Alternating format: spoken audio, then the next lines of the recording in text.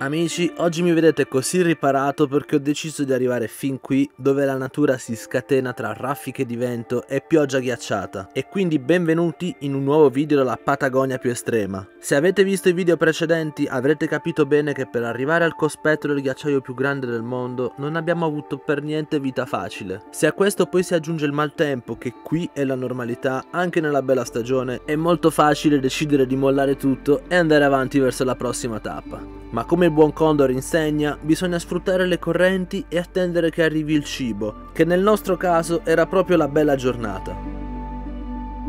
Ieri abbiamo visitato il mirador del monte Fitzroy, che si è liberato dopo 15 giorni di maltempo, solo nel pomeriggio. Questa montagna è il simbolo delle Ande patagoniche che proteggono e custodiscono la riserva d'acqua dolce immensa del Campo de Hielo Sud.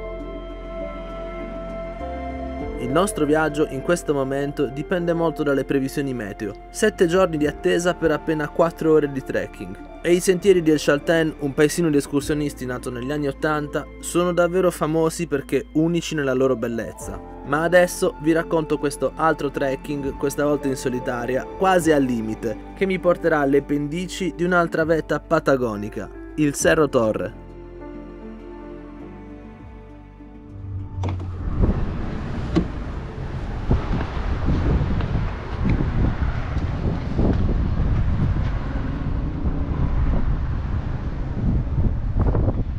Anche oggi giornata di trekking, questa volta sono da solo perché Sera non sta molto bene, quindi è meglio che stia nel van per recuperare. E sono qui sul sentiero Torre, che porta praticamente sotto la montagna che si chiama Cerro Torre, famosissima anche questa, e che è accanto al Fitzroy.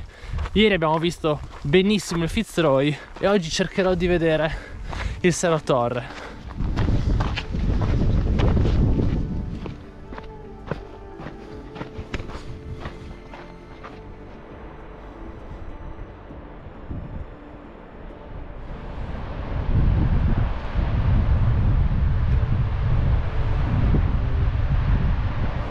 Già dal Chaltén la vista delle montagne si vedeva così così e ho deciso di tentare, anche perché questo è l'ultimo giorno al Chaltén dopo ben 8 giorni. Avere una vista su queste montagne è cosa rara e quindi ne abbiamo approfittato per uscire un po' dal Chaltén e vedere tutto l'arco andino patagonico da una distanza di circa 5 km, dove si ha una visuale veramente incredibile. Ho superato il mirador, però non si vede veramente nulla, quindi ho deciso di continuare. Questo è il panorama che ho davanti. Il Cerro Torre è lì nascosto, però va bene lo stesso perché è una figata.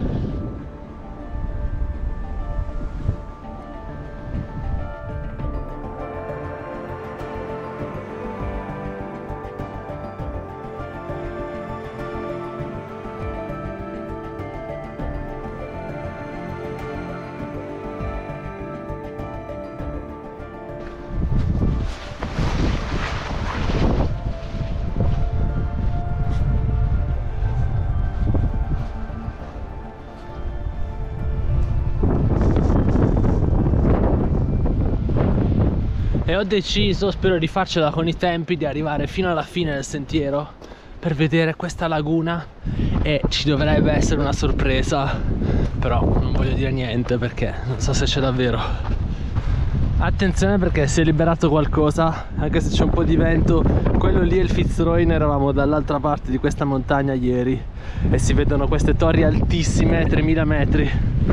Tra l'altro, secondo me, una delle cose più belle di questi trekking è che ti trovi a camminare a quote molto basse e vedi queste montagne che sono alte 3000 metri.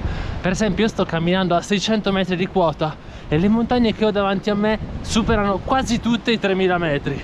Ora capisco perché il ghiacciaio che si nasconde tra queste montagne è il più grande del continente ed è l'unico a essere in equilibrio, perché praticamente con il passare degli anni si è potuto vedere che la quantità di ghiaccio non sta diminuendo, e il motivo è perché nevica praticamente tutti i giorni. Trovare un giorno con il sole è difficilissimo.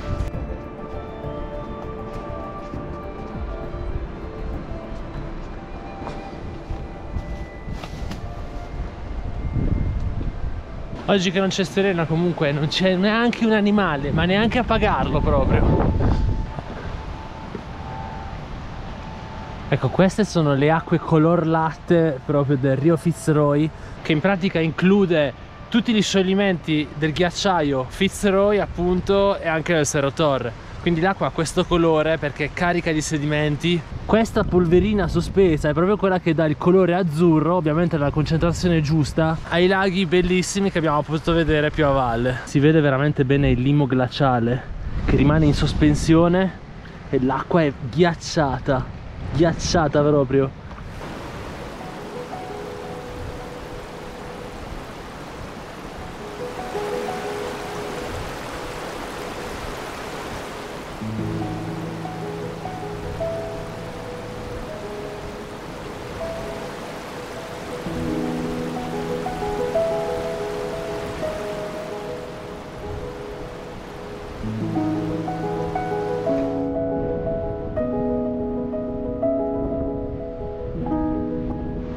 Che vista pazzesca! La natura in Patagonia è pazza! C'è un'energia incredibile che si può sentire tra vento e neve. Wow! Che bello questo sentiero!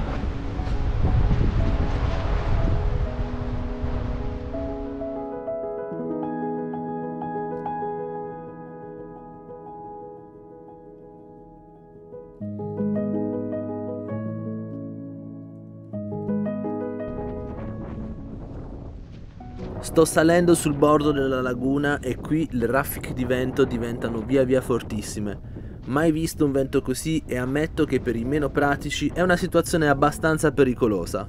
Incredibile come le condizioni meteo siano cambiate. Adesso fa freddissimo e c'è una pioggia neve pazzesca. Adesso sono riparato dietro questa montagnetta, però lì la pioggia neve sembra davvero che ci siano degli spilli che ti arrivano in faccia. Oh ragazzi, che cosa! Wow!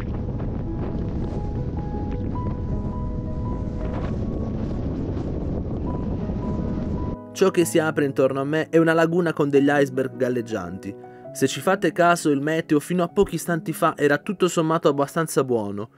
Nuvole sparse e cielo azzurro. Ma arrivati qui c'è una situazione di tempesta, di vento e pioggia dove vi assicuro che si fa fatica a camminare e reggersi in piedi. Il vento è qualcosa di pazzesco, mi sono riparato dietro queste pietre che sembrano fatte apposta per godersi la laguna.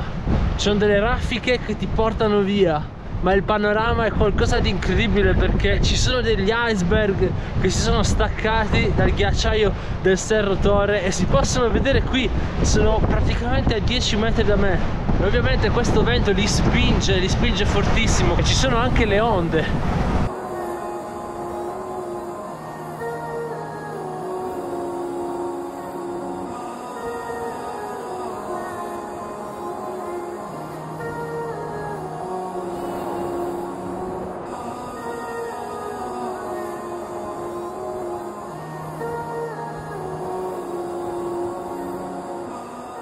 Onde d'acqua marrone che si scagliano su questi iceberg dalle mille forme. La Patagonia è il posto giusto per capire cosa può fare la natura con vento e acqua.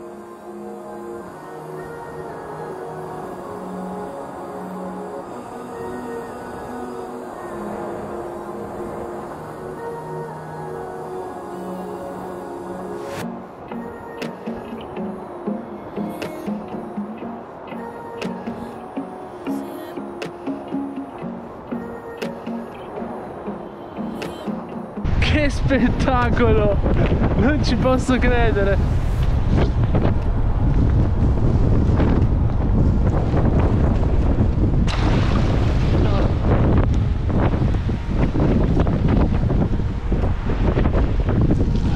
L'acqua è gelata! È gelata!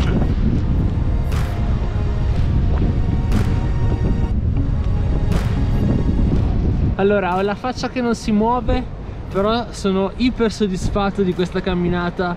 Adesso torno da sera correndo perché si sta facendo tardi, perché quello che ho visto oggi è soltanto l'inizio. Questa sera ci muoveremo da El Chaltén per arrivare a El Calafate, e a El Calafate c'è il posto che stiamo aspettando di vedere da tantissimo. Scusate, non riesco a parlare. Devo recuperare la muscolatura facciale. Ah, e comunque il Cerro Torre è quello lì che non si vede, con il suo ghiacciaio.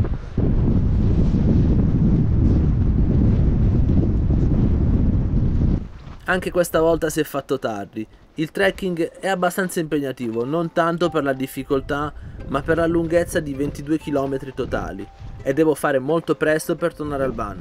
Serena si sente molto meglio e decidiamo di partire di sera e fermarci vicino alla prossima tappa.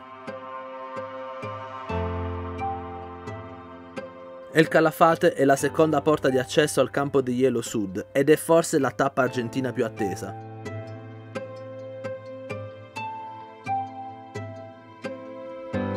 Le previsioni ci dicono che domani la giornata non sarà bellissima, ma che il giorno seguente ci sarebbe stata una delle giornate più belle dell'anno, assenza di vento e sole. Questa notizia ci fa dimenticare cosa avevamo passato in precedenza e per chi è già stato qui sapete cosa stiamo andando a vedere. Mentre per chi non lo sa, l'attesa vale per scoprirlo. Intanto abbiamo poche ore, giusto la mattina, per fare una lavatrice, rifornirci di pesos argentini e di cibo, nel paesino di El Calafate, e percorrere la strada che porta alla prossima tappa con un tramonto memorabile. E mentre guidi, che fai? Non ti fermi a vedere il tramonto prima di arrivare al posto per la notte? Ma che spettacolo è questo posto? Che colori, che meraviglia! Questo è il lago argentino, il lago più grande dell'Argentina. E in fondo lì c'è il Perito Moreno e lo vedremo domani mattina. Quindi ragazzi, godetevi questo video perché sarà spettacolare.